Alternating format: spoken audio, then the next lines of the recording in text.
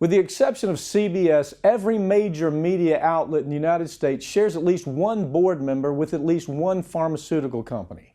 Let me put that into perspective. These board members wake up, they go to a meeting at Merck or Pfizer, then they have their driver take them over to a meeting with NBC to decide what kind of programming that network is going to air.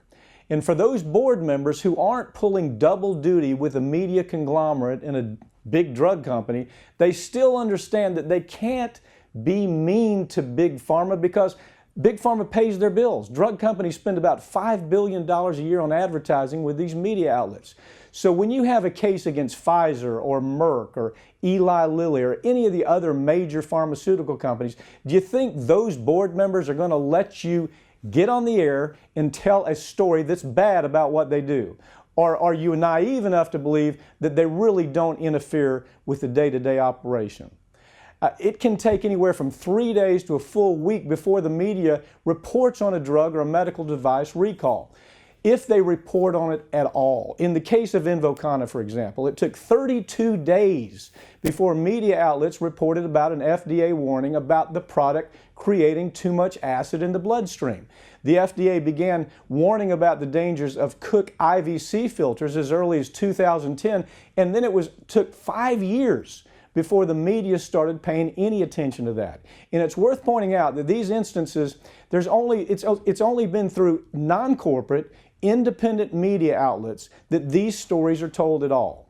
You can replace IVC or Invokana with any of the other drug or any product, and the story's always going to be the same, whether it's Strike or hip implants, or C8 killing somebody, or Vioxx killing somebody, or Roundup causing cancer, Xarelto or Essure talcum powder. The corporate media doesn't care about these stories because they either share board members with these companies or because they want those companies to keep throwing huge advertising dollars their way.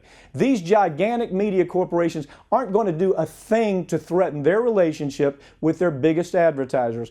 And one way or another, they're always going to express the ideological views of their owners, their corporate owners. Fortunately, an increasing number of Americans are starting to wake up and realize that the mainstream media should not be trusted. In recent years, we've seen the alternative media experience rapid growth. Mainstream media has been losing credibility at a staggering rate, and Americans are starting to look elsewhere for the truth about what's really going on.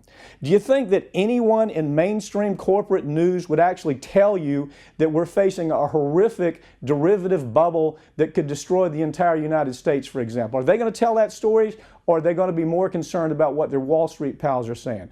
Good example, do you think anybody in the mainstream or corporate media would actually tell you the truth about the voracious greed of Goldman Sachs?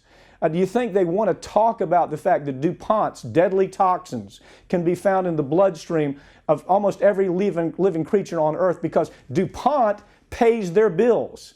Wall Street pays their bills just like the drug company. The corporate media can't handle complex stories anymore. They don't understand the link between crony capitalism and the revolving door between the FDA and the drug industry. So they wouldn't even talk about that if they were allowed to. They aren't capable of connecting to the dots that we have to connect in trials every day, for example. They simply don't understand it, or they don't want to take the time to understand it because it's not big dollars for them. But the media is only one side of the story here. Big Pharma knows that if they want to continue manipulating the public, we have to start with our elected officials in Washington, D.C. According to Open Secrets, Big Pharma spent more than $58 million on politicians in 2016, the most amount they've ever spent on direct contributions in the last quarter century. Why? Because big drug companies, want politicians to do what they order them to do.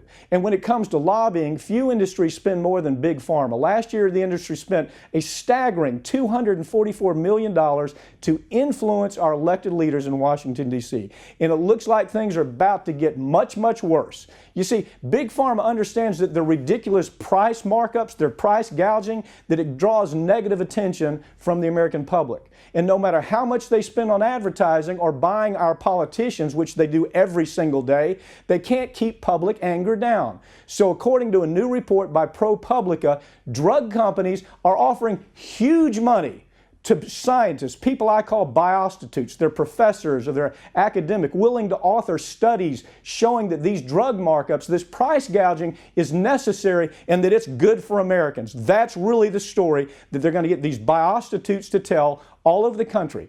Big Pharma has managed to manipulate our media, they've manipulated our politicians, and now they want to corrupt the scientific community. But what we're going to see after we see this story created that price gouging is just fine, we're going to see the stories emerge in universities, and then corporate media is going to take those stories and they're going to plaster it all over the air, trying to convince you that 6,000%, 10,000%, 15,000% markup for a drug is just okay with the American public. And that's going to be what they do in the next 6 months.